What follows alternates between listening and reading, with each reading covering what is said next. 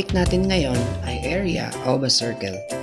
Para makuha natin ang area ng circle, gagamit tayo ng formula na A equals pi r squared.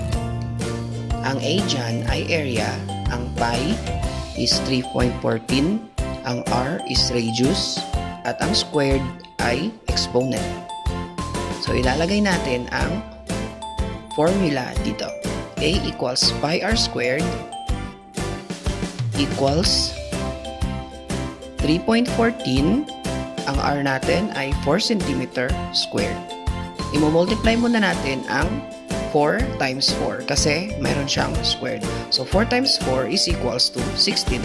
So 3.14 times 16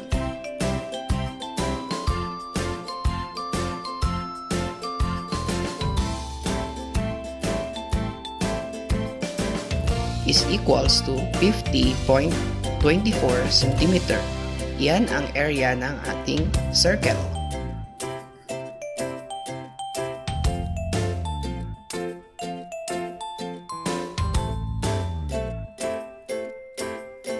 Example number 2.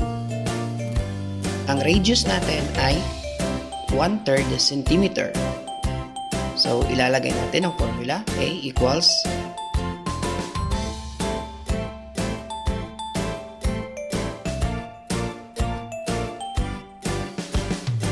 3.14 times 1/3 squared.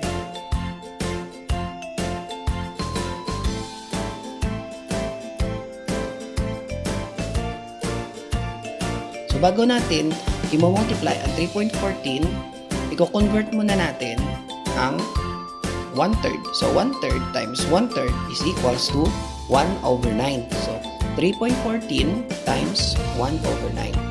Since ang 1/9 ay fraction, gagawin natin siyang decimal number. So equals to 3.14 times 0.11. So pag i-multiply natin yan, ang makukuha nating sagot ay 0.3454. Yan ang area ng ating circle. Example number 3. Ang radius natin ay 12 inches.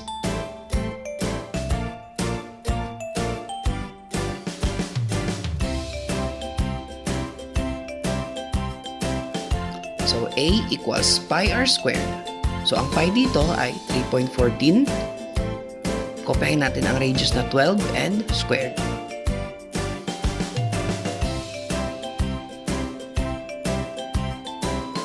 So 12 times 12 is equals to 144. Saka natin i-multiply ang 3.14. So 3.14 times 144 is equals to 452.16 inches. So yan ang area ng ating circle.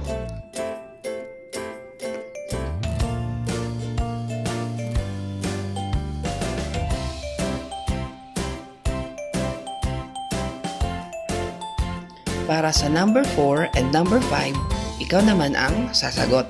Isulat ito sa 1/2 crosswise.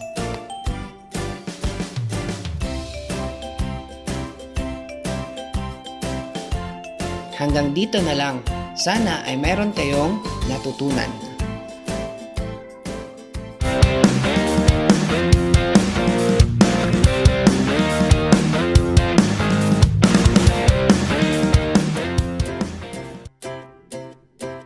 Ang topic natin ngayon ay area of a circle. Para makuha natin ang area ng circle, gagamit tayo ng formula na A equals pi r squared. Ang A dyan ay area, ang pi is 3.14, ang r is radius, at ang squared ay exponent. So ilalagay natin ang formula dito. A equals pi r squared equals 3.14, ang r natin ay 4 cm squared. I-multiply muna natin ang 4 times 4 kasi meron siyang squared. So 4 times 4 is equals to 16. So 3.14 times 16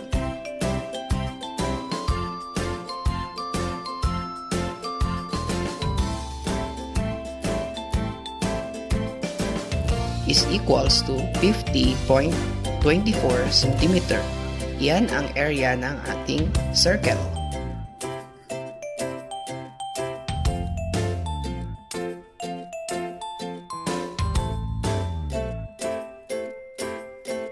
Example number 2. Ang radius natin ay 1/3 cm. So, ilalagay natin ang formula. A equals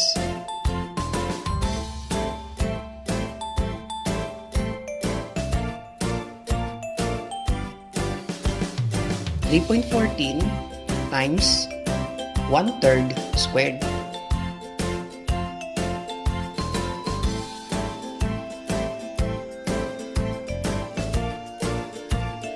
So, bago natin i-multiply ang 3.14, i-convert muna natin ang 1/3. So, 1/3 times 1/3 is equals to 1/9. So, 3.14 times 1/9. Since ang 1/9 ay fraction, gagawin natin siyang decimal number. So equals to 3.14 times 0.11. So, pag i-multiply natin yan, ang makukuha nating sagot ay 0.3454. Yan ang area ng ating circle. Example number 3. Ang radius natin ay 12 inches.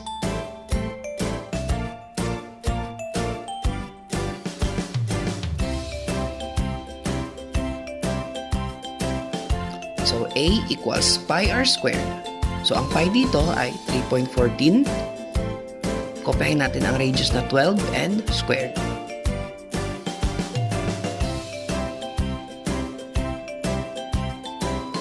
So, 12 times 12 is equals to 144. Saka natin i-multiply ang 3.14. So, 3.14 times 144 is equals to 452.16 inches. So, yan ang area ng ating circle.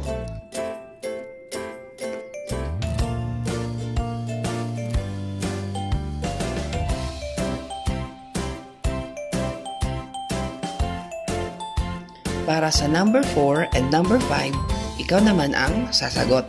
Isulat ito sa 1/2 crosswise.